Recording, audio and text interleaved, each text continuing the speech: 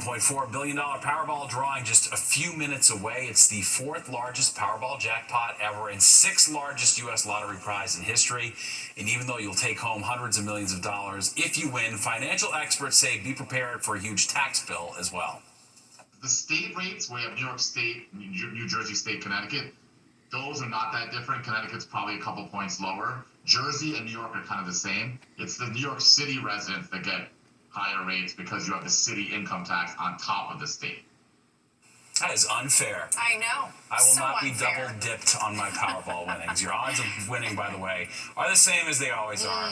1 in 292 million. Still a chance. That's right. You're saying there's a chance. While you're standing in the grocery store, staring at food options as anxiety builds over which item to pick. Well, a new study shows you're not alone. Yeah, it's called aisle anxiety. Fox 8's Roger Geraldino has tips on how to curb decision fatigue. Choices, choices, choices. Even the smallest ones can feel overwhelming. Is it easy for you, or do you go back and forth looking at prices? Go back and forth. A nationwide survey of 2,000 adults by Talker Research finds most people spend about 4 minutes deciding on each item they buy at the supermarket.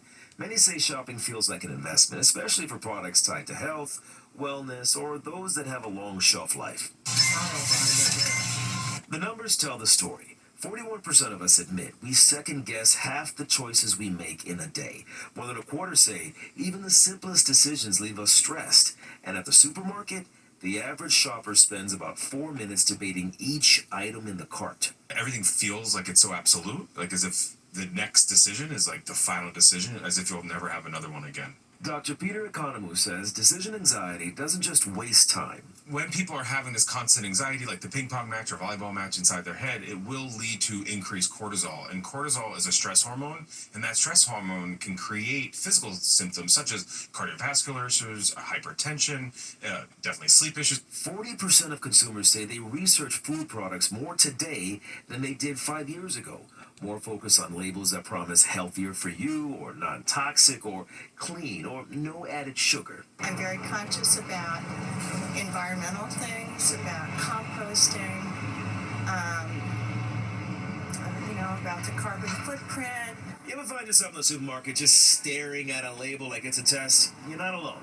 Researchers say more than a third of us have become what they call product detectives, just scrutinizing every ingredient and impact of everything that we buy.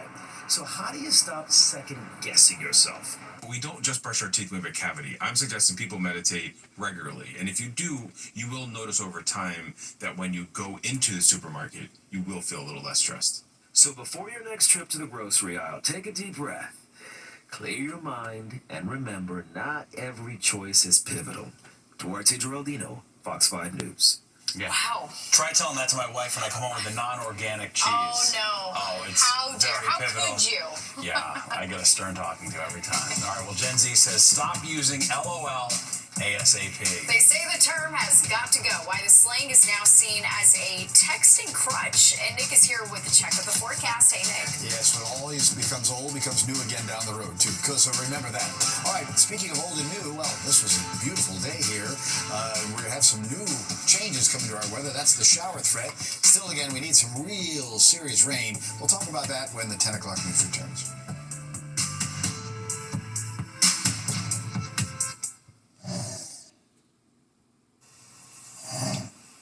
Well, it's no laughing matter. Millennials are being called out for the overuse of a common text acronym. Apparently, Gen Z says LOL, laughing out loud, doesn't hold the same meaning as it did a decade ago. Fox 8's Meredith Gorman asked people IRL about the text fight. Young people aren't using LOL the way that they used to. Now, it doesn't always mean laugh out loud. Now, LOL can mean a lot of things. Sometimes it's actual laughter, sure, but a lot of the time it's just a way for young people to soften a message, keep things casual, or convey sarcasm. Basically, it's become more about the vibe than actually laughing. I feel like we still use it the same, just like, I think not as serious. I think back then, like, LOL was really, like, the term, and now, like, I use it as a joke, like, LOL, I guess. You know, sometimes it could also be, like, sarcastic even. Older generations used LOL to show they were really laughing. Gen Z, they say emojis have made it easier to convey when someone's laughing more than texting can at all. They're using LOL over messaging and online as a tiny social cue to be friendly, playful, or from whatever young person I spoke to on the streets of Soho said, sarcastic. When I say LOL, it's usually like a subtle way of saying like something isn't that funny. But I use LMAO or LMFAO. That's what I usually say. Normally when I use LOL, it's because like I'm annoyed with what you're texting me. Sarcastically now, like LOL, not actually laugh out loud, just like LOL, like. Yeah. That's like it's not funny, but you know, if I'm trying to like be funny towards somebody, I would say like LOL. So next time someone says LOL to you, think twice if there's a deeper meaning. Meredith Gorman, Fox 5 News. Wow, it's like a deep dive into LOL. No, I do it ironically as like a placeholder, like I'm making fun of it, so I'm using it. Right. You know. I put the laughing emoji or put that skull emoji, like I'm dead. Yeah. No, I know your text language. Yeah, you know, I mean laughing, like the sideways laugh. Nick, what do you do? LOL? LMAO? No, I switched to emojis. You put haha? I do put haha still sometimes, yes. Okay. Yeah, that's kind of like universal, right? Ha ha ha. Yeah, everyone gets that. So, exactly. Unless you're talking to somebody in Spanish, then you do the J. Yes. So there you go. All right, well, let's talk about our weather, which was something to smile about. Maybe use the smile emoji today with the sunshine, because we did have a beautiful day, and we had temperatures that were just about average, really. Made a little cooler than average on the low at 61. Comfortable, though. 79 was the high. The records of 99 and 50 not happening anytime soon. That's 2 days in a row, though, for 1885, having a record low. Pretty sunrise tomorrow, 6:25 in the morning. Mainly clear now at 67. The wind's out of the south, but it's light or calm. Humidity, not bad. Pressure steady, but on the lower side, 29.90. All right, we do have temperatures in the 60s everywhere we go, except the East End. Back to 52 in the Hamptons, mid-60s. Poughkeepsie hanging on to 70 at Allentown, close to that at Newark. Again, lower 60s heading down towards the Jersey Shore. Just a couple areas that are just a little bit milder than 24 hours ago. South wind is our weather for the night, or it's calm, like I said. That wind only about 5 to 10 miles an hour. It's going to continue on into tomorrow. And when you take a look at the highs for the day, away from the coast, we push the 80-degree mark. Sussex, Granton, Allentown, almost at Newark and Midtown, up to the Hudson Valley. Cooler on the east end of the Jersey Shore. Again, that was from a southeast wind coming off the cooler Atlantic Ocean. But it was 80-degree weather up north, Concord, back westward, Albany, Rochester, and then southward too. I-95 corridor there, low 80s, Philadelphia down to Richmond, Virginia, and 80s even appearing back towards Detroit. Then up, little cooler air comes in by Chicago, and it's only in the 50s and 60s in Minnesota today. So that's a little cool air mass coming down. We're not going to see that immediately. We will see some of that coming in by Sunday into early next week. We've got another little fall preview coming on the way. Now in Nashville hit 90 today. All right, satellite view, nothing really again nearby. There is that line of showers, though, off to the west. That line is a little cold front coming through. That's our next weather maker. As that front makes the move towards us, it'll bring those showers here starting tomorrow evening, lasting into a chunk of tomorrow night. Again, it's not a drought-busting rain, which we really need a good soaking rain now because we've fallen behind, and we're starting to see these wildfires pop up. The interesting thing, though, is it's marked as a cold front, but after it passes, you're going to see temperatures actually go the other way. It starts back into the 80s for Friday and Saturday. But like I said, next week will be that little fall preview once again. Okay, overnight, 50s on the east end. We're already there now. Low 60s in the city, mid-50s north and west. Generally a clear sky. Lots of sun tomorrow. We'll push 80 degrees away from the coast. That will include Midtown. But as we go through the evening, here come the showers. Maybe a little isolated thunderstorm here and there as that front kind of rolls on by. That threat will last into early Friday morning. I think it should be gone by our commute time as we start out again, mostly in the upper 60s. And then we'll get back to the lower 80s on Friday with a good amount of sunshine for the day as well. All right, let's go take a look at our forecast for boaters and the beachgoers tomorrow. Moderate risk for currents. Be careful. Winds south 10 to 20. It's a little choppy on the ocean, 2 to 3, but 1 or less as you get to Long Island Sound. Going down to 63 in the city tonight. We'll say comfortable. 50s near 60 in the suburbs. Then we'll get back to 81 tomorrow. A little bit breezy by the afternoon, and we'll stay again in the 70s as you head towards the coast. And 7 days shows those showers tomorrow night. They're gone Friday, 84. Sunshine gives way to clouds. Some showers and storms Saturday afternoon. I think now they're going to last into a portion of Sunday morning before it improves by Sunday afternoon. We go back to the 70s then. We'll stay in the 70s into early next week. Natasha and Steve. All right, girl. Well, when it comes to dating, Gen Z, as you know, has a term for everything. That's right. From shrekking to benching, we're breaking down the lingo to boost your dating skills.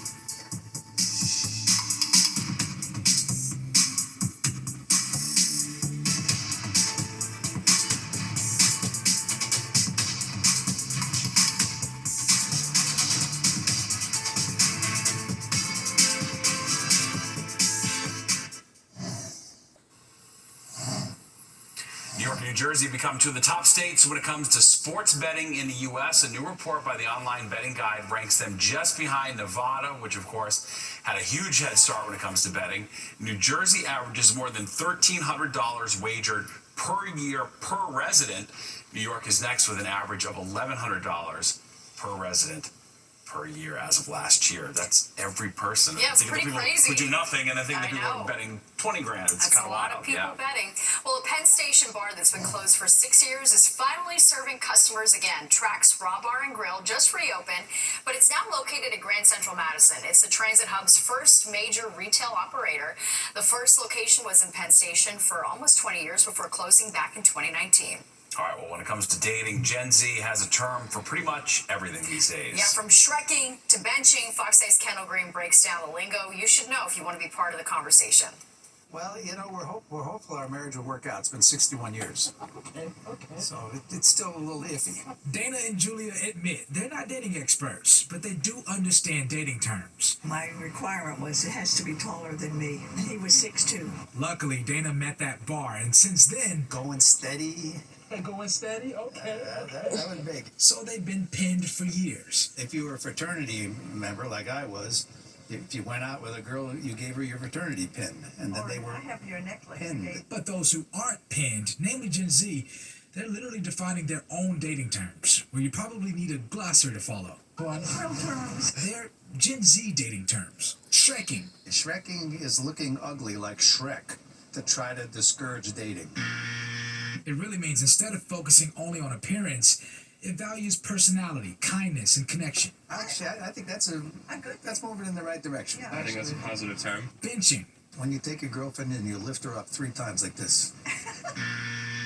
Cushioning. You see if someone has a cushion? Is that the idea? The same as benching, but you're already committed. Cuffed, which leads to the next term, cuffing. Cuffing season. Making it official? Which y'all did 2 years ago. That's right, yeah. Is it good to have like a glossary of relationships? I mean, I'm very interested in language, so I think from that perspective, it's interesting that we just keep coming up with these more and more specific terms to define. Yeah. Like these one realities. word Yeah. definitions for relationship dynamics. While Gen Z figures out their dating terms, Julia and Dana are just shaking their heads. It's like they're afraid to live. They're just trying to cover have all kind of options and a way out. They hope instead of the glossary, young singles define better terms for lasting relationships, which may involve dropping a key term. Quit looking for Mr. Right and learn to live with the wrong person. I think it's a fallacy. The perfect person I'm waiting with, no, it doesn't exist. Kendall Green, Fox 5 News. Are they dissing each other? Right. Did she just say he's Learn the wrong to live guy? with the wrong person, like I did. Oh, God. You Wow. kids these days. Oh, boy. No, I don't know. That's what she's saying. Who knows? Maybe I was confused. All right, more of the 10 o'clock news straight ahead. We'll be right back.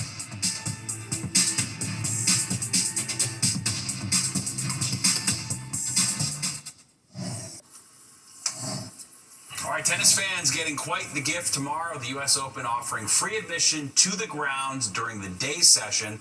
They can also watch the men's double semifinals and boys and girls singles and double matches without a ticket, but fans will have to buy tickets to attend the women's single semifinals at night. Wow, that is a treat. Yeah, three honeydews minimum applies to all free ticket. Oh, that's a steal. Yeah, there you go. Yeah. Just kidding. All right, let's get one last check of the forecast with Nick. Hey, Nick. Hello there. Weather should be nice this evening. A little cool in the suburbs, but nothing we can't handle in the 50s there. Middle 50s, really. 63 in the city, closer to 60 or so as you head near the coast. For tomorrow, beautiful day. Lots of sun. A little warmer, too. Hit 81 in town tomorrow. Low 80s inland, away from the coast. Coastal areas will be cooler, pretty much heading into the 70s. Showers tomorrow night, and then turning nice again on Friday. Very well. Thanks, Nick. And don't go anywhere. Good night, New York, with Crystal Young and Brian Christopher is next at 11, and you do not want to miss it. Okay, that does it for us tonight. If you missed any part of the 10 o'clock news, you can always catch an encore on our free streaming app, Fox Local. Where you can stream our newscasts anytime. Have a great night. We'll see you tomorrow.